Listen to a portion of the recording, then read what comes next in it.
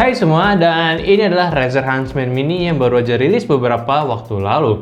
Dan ya, Razer juga baru aja announce Black Widow versi 3-nya yang memiliki keunikan yang cukup gitu ya. Tapi untuk si Huntsman Mini cukup unik juga karena baru kali ini gue ngeliat sebuah brand gaming besar merilis sebuah keyboard gaming 60%-nya, bukan TKL sebagai gacoannya. Atau mungkin hanya Razer saat ini nih yang bisa mendengar permintaan para penggunanya. Kayaknya bagus nih si Razer. Dan ini pertama kali juga gue untuk menggunakan keyboard gaming 60%. Gue itu biasanya lebih into ke yang TKL, dan jujur aja keyboard ini buat gue mulai tertarik gitu untuk menggunakan ukuran 60% sebagai daily usage gue. Cuma banyak hal juga yang bikin gue kesel ketika gue menggunakan keyboard ini buat jadi keseharian gue selama ini. By the way, selamat datang di channel Media. Kembali lagi dengan gue Ali, dan di video kali ini gue bakalan share pengalaman gue setelah menggunakan keyboard ini. Pastiin juga nih kalian tonton videonya sampai kelar gitu ya, biar nggak salah tangkap tentang pandangan gue dengan keyboard yang satu ini. Banyak yang bilang untuk keyboard yang satu ini adalah permintaan usernya ataupun komunitas Razer yang berhasil dikabulkan dan saat ini dijual di pasaran dengan jumlah yang banyak. Ya walaupun gue sering menemukan di beberapa toko online keyboard ini tuh sering banget sold out gitu ya, gue rasa Razer perlu memperbanyak atau cepat-cepat merilis versi terbarunya karena memang keyboard ini tuh one of the best untuk di brand gaming yang cukup mainstream. Untuk desain, hadir dengan simplisitas yang sangat rapi. Dengan tagline For Gamer by Gamers, Razer memastikan akan terus mengikuti tren komunitasnya. Tapi somehow keyboard ini gua rasa beban itu sangat ringan, yang gua terkadang ngerasa keganggu karena keyboard ini suka kegeser kalau lagi gila saat main game. Cuma keuntungannya di sini keyboard ini tuh 100% enak banget buat dibawa-bawa karena desainnya itu udah 60%, pastinya ringkas, masukin tas bersama laptop ataupun barang-barang lainnya pun gak makan space yang banyak. Sistem kabel yang bisa detachable juga salah satu fungsi yang bisa diapresiasi untuk keyboard gaming kecil saat ini. Sudah menggunakan kabel Type-C ke keyboardnya dan sudah di-braided juga. Namun gue lebih prefer kalau misalkan gue ada akses gitu buat mengcustom kabelnya si keyboard ini, gue bakalan custom sendiri untuk menyesuaikan panjang jarak keyboard dari portnya ini ke port laptop gue. Karena gue ngerasa tuh gulungan kabel yang tebal dari si bawaan kabel ini itu kayaknya nggak cocok aja itu dengan keyboard yang kecil kayak gini. Kayaknya tuh kalau misalnya dikecilin kayak lebih keren gitu bentukannya, lebih proporsi lebih pas. Di paketannya pun juga seperti biasa, Razer selalu memberikan impresi unboxing yang terbaik dengan memberikan desain pada kotaknya yang sangat keren menurut gua, dan kelengkapannya pun ada buku manual dan juga stiker but no keycaps puller. Balik lagi ke keyboardnya, base bodinya ini sudah dominan ABS, namun untuk base surface-nya ini sudah metal, cukup rigid, tidak ada sisi kopong untuk bodinya, dan untuk desainnya ini terlihat high profile, cuma buat gue sih masih kerasa flat. Tapi kita juga diberikan dua step kickstand 6 derajat dan 9 derajat jika kurang tinggi, serta di step kickstand-nya ini sudah diberikan rubber anti-slip. Huntsman Mini ini terdapat dua jenis warna yang tersedia. Yang gue pegang jelas warna hitam dan satunya lagi warna merkuri atau warna putih. Dan untuk yang hitam ini memiliki finishing yang terbaik, nggak ada tampang murahannya, hampir keseluruhannya itu permukaannya memiliki tekstur kecuali di sisi plate metalnya. Keycapsnya sama, juga bertekstur, sudah di double shot dengan stem plus, jadi kalian masih bisa custom keycapsnya. Dan untuk fontnya di sini sangat minimalis dengan font lightnya, ditambah juga terdapat side print yang readable atau gampang kebaca. Nanti gue bakal jelasin juga fungsinya untuk apa. Switchnya ini menggunakan Razer Optical Switch generasi kedua, dan di gua ini sudah menggunakan yang linear switch ataupun kalau jenis lainnya itu ada clicky switchnya.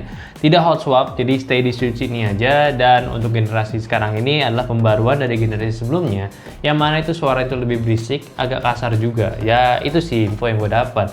Gue belum pernah juga nyobain langsung ya untuk generasi pertamanya. Dan personally gue cukup suka karena linearnya ini punya feel klik yang tingkat pencetnya itu nggak ringan juga dan nggak berat juga, yaitu cuma di 48 gram aja dengan aktuasi poinnya di 1,2 mm tahan hingga 100 juta klik. Bentukan switchnya ini juga unik, tapi gue cukup suka karena mereka itu masih menggunakan stem plus, ditambah pula untuk suara yang dihasilkan itu sangat adem.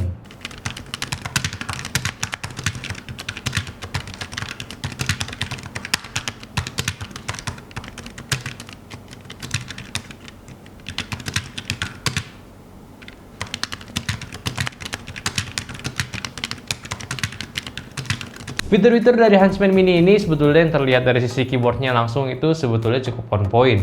Contohnya side printnya ini gunanya sebagai tombol utilitas atau pengganti tombol yang sudah dikorbankan setelah keyboardnya ini menjadi 60%. Tapi gue suka dengan cara Razer ini, jadi setiap kita pencet tombol FN-nya ini, keyboardnya akan meng-highlight tombol yang ada di side printnya. Cuma sayang kita nggak bisa mengcustomnya lagi.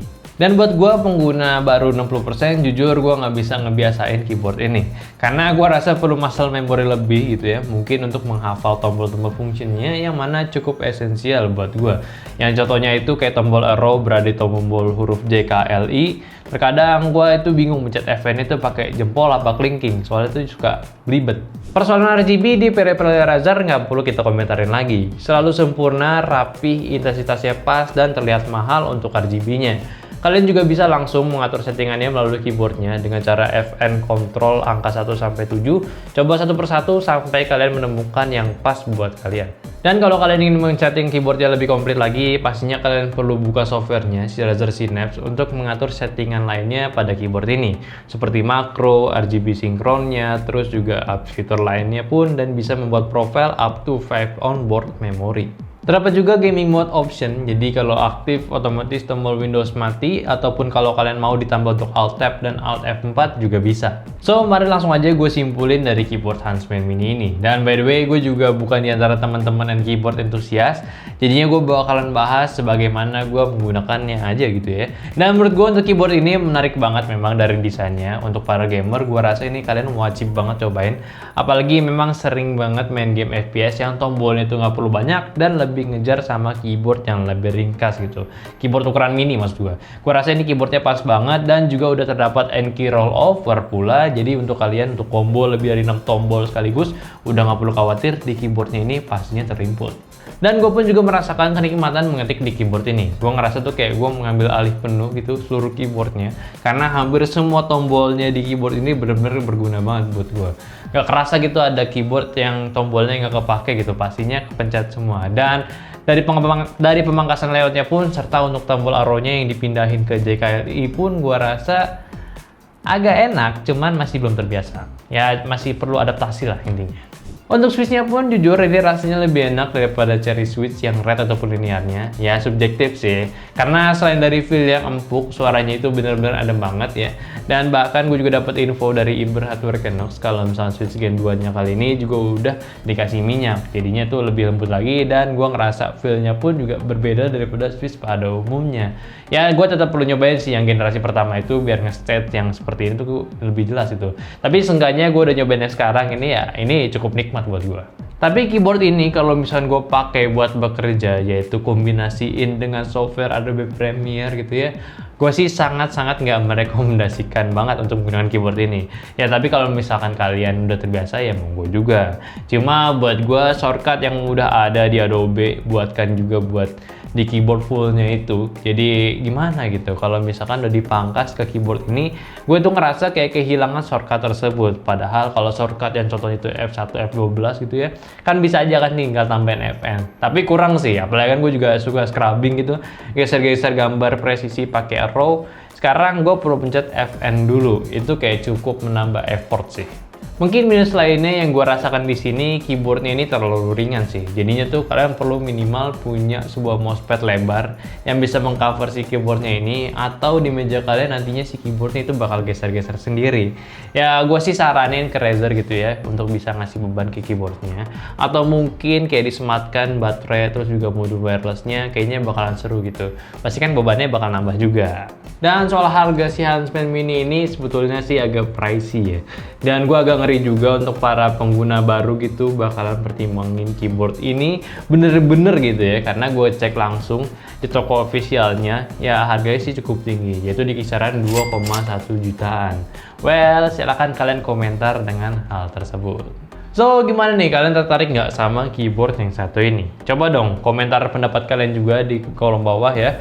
Kalian suka atau enggak, atau masih ada info lainnya tentang keyboardnya yang gue belum jelasin? Coba silahkan jelaskan di kolom komentar. Nanti gue bakal balas juga kalau misalkan itu bermanfaat buat yang lainnya juga. Thank you semuanya yang udah nontonin video review ini, si Razer Huntsman Mini keyboard gaming 60%-nya. Terima kasih udah nonton video ini sampai akhir ya, dan juga terima kasih kalau kalian mau komentar juga.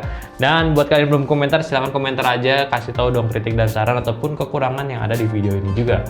Oke, udah mungkin gitu aja.